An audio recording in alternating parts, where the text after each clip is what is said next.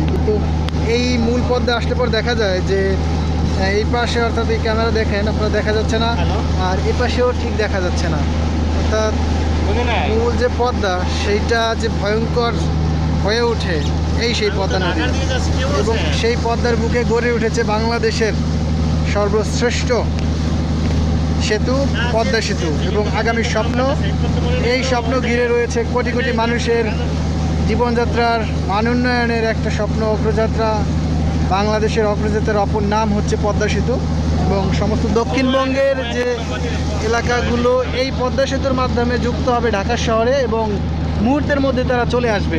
এবং এই পদ্মা সেতুর মাধ্যমে বাংলাদেশের অর্থনীতি একটা বিশাল গতিশীল হবে। এবং এই সেই বিশাল পদ্মা, হয়তো অনেকে এই রূপে পদ্মাকে দেখেননি, হয়তো অনেকে ভাবতে পারেন যে পদ্মাটা অনেক ছোট।